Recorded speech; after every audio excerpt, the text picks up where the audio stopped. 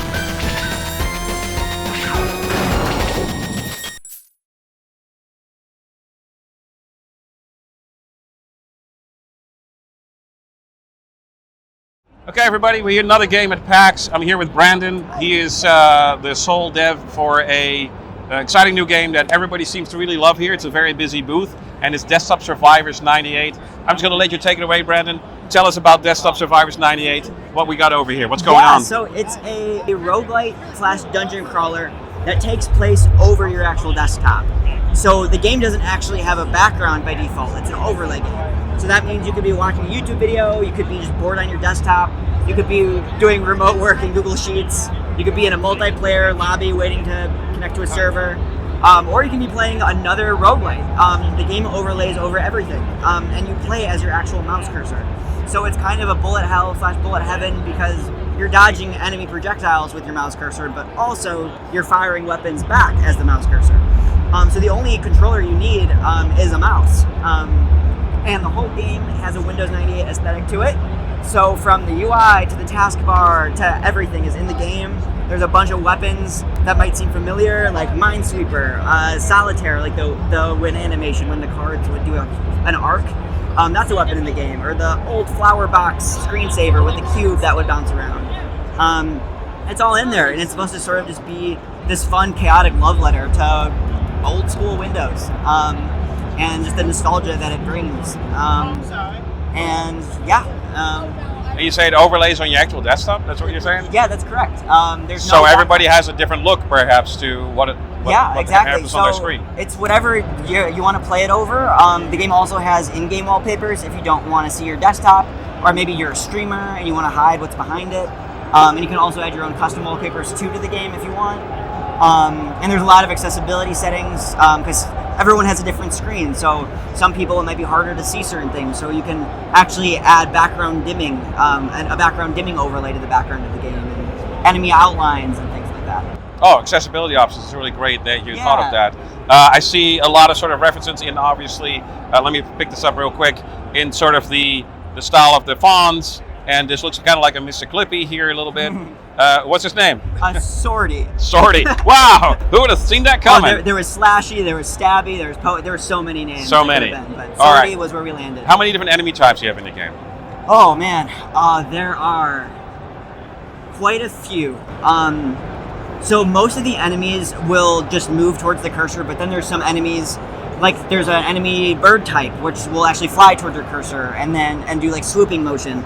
Some will actually flip away once they get hit to jump across the screen. I forget the exact number, but there's probably got to be at least 60 different types. They're all pretty simple, but they all have, most of them have little tweaks and changes. Some might fire projectiles, some are faster than others, some are slower but more stronger. And then there's also in the game right now 6 boss fights, where each boss fight is actually a character that's sort of reminiscent of those old MS Agent helper characters from older Windows. Kind of like something like Clippy, or there's that one dog character, and things like that. And each of the boss fights that you actually win, you unlock that character's software. And it can be used for meta progression and new upgrades and a whole bunch of stuff. Okay, so that progression just carries around for the next game that you play around, or exactly. Is it within the? Okay, yeah. So there's a bit of a progression there as well.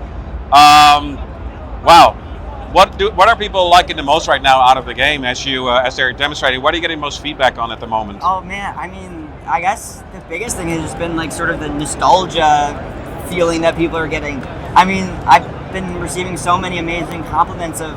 Like someone yesterday walked up and just said like this game reminded me of my childhood, and I just wanted to thank you for that. It's really that feel. That was such an awesome thing to hear, because that's really what I want to do. I've always been such a sucker for, I mean, anything that's like, I guess old school, but even things that like, anything that can bring back a memory of some kind. I don't know. It's just super cool to hit into that sort of nostalgia thing, because everyone can relate to it.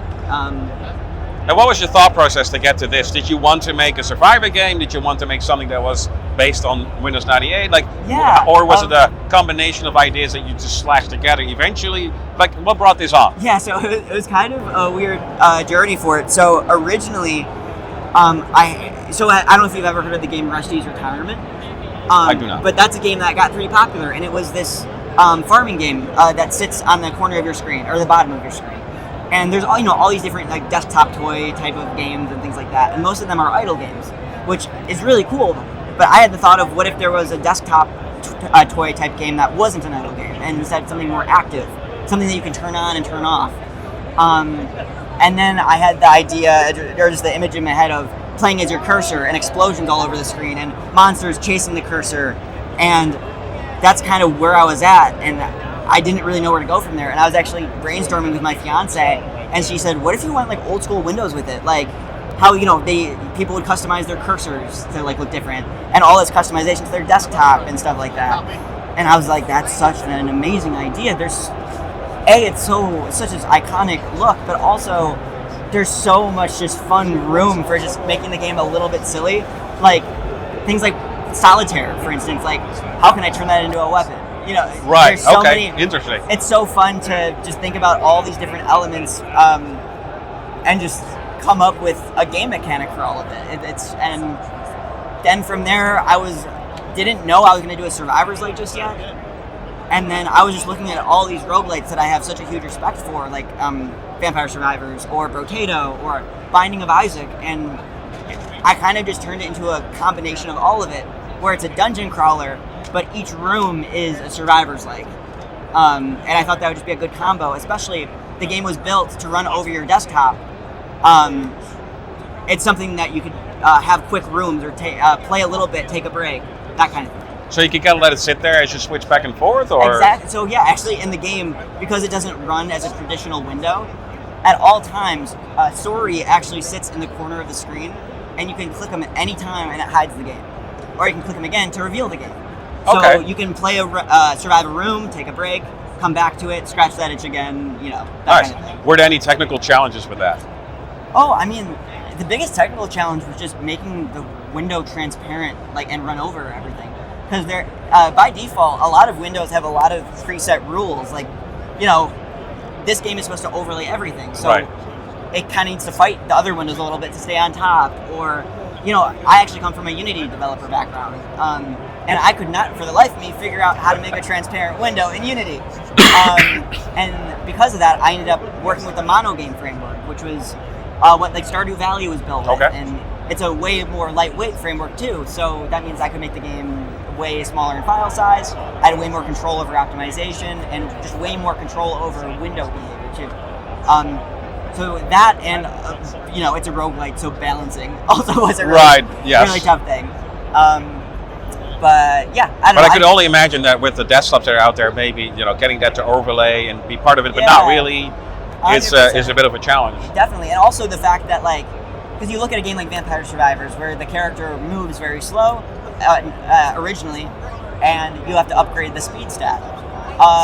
You are your cursor, so there is no speed stat. Yeah, that's however your hand. However fast you can move is how you get better at the game, and so that's why a lot of times the enemies in the game are actually pretty quick, because you have full control over the speed. So of course and you're also confined to this one screen space. So there definitely is that sort of dodging reaction type of gameplay, along with all the different weapons that you can get in the game as well. So yeah. Awesome. Well, it looks really good. It's supposed to come out pretty soon, I believe. Yeah, May 20th. So unless you're here and you can buy a copy, it's going to have to be May 20th. Yep. Okay. That's correct. And it's on Steam? It is on Steam. When you made this, did you have to go back to Windows 98 a lot and see kind of what was there? Did you do everything kind of nostalgia from memory? Or Yeah, well, a lot of course, I had a lot of nostalgia from memory, because my family actually had a Windows 98 computer for quite a while. But also at the same time,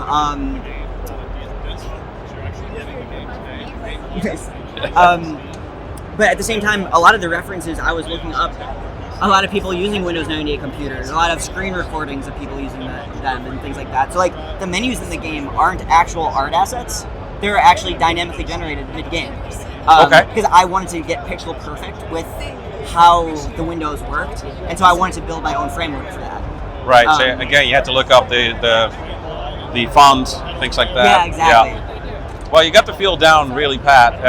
I like also you using behind us some CRT monitors. Are you using actual Windows 98 here? I honestly don't know if it'll work on Windows 98, actually. But no, yeah. So these monitors are just old school monitors. They're old school CRT monitors. It gets the feel even more, right? So that actually brings to a point. I know it's overlaid on your desktop. Is there a bit like a filter to create that CRT feel to it? Do you have filters for it? Yeah, no, it's all in game. The game, maybe there's some modding room for if players want to add something like that through shaders and whatnot. But yeah, no, the game just directly goes over your desktop. There is a dither shader that so the game can fade out properly on your desktop. But yeah, that's about it for that side of things. That's really cool. It's definitely unique. Now, you sell the physical copy for $10. Is that what the Steam version is going to cost, or is this a special show price? What do people need to expect when it comes out on Steam later? So on Steam, it'll be $4.99. Oh, even better. And then these copies that we were selling here were $10, just because cool packaging, but also you're getting 2 copies of the game in one case. Right. Because it has the burn copy and then the digital. And you can Fair enough. So very, very good deal. Easy to try out. Not taking much risk. $5. Not bad in this day and age. So I would much rather have something that people feel like they underpaid than overpaid. Do you hoping to add more to it later, or to maybe get to Windows Millennium? Yeah, 100%. I would love to add new updates, new features, maybe new DLC. Who knows? And it will be releasing as a full version, not early access. And I will, still be adding patches, updates, new features, and all. But it is already the full version as soon as it comes out. Okay, is this your first game that you made? This is my first solo game that I brought commercially. So it's the first. Fantastic. I've worked on so many projects and haven't finished so many projects. I have so many folders of project names that just didn't end up getting completed. And this was the first one that I did alone that I decided to kind of go all in on and release. Fantastic. And who's all helping you here? These all friends, family? Yeah, so I've got your my fiance? amazing fiance, my amazing father-in-law, and one of my best friends. Fantastic. Well, you guys are really good. I appreciate you taking a little bit out of your busy schedule on this Sunday to talk to us about the game. And I wish you the best of luck. Thank you very much. Thank you so much. Guys, check out Desktop Survivors. It's going to be out pretty soon, so get a look at it. See you later. Thank you.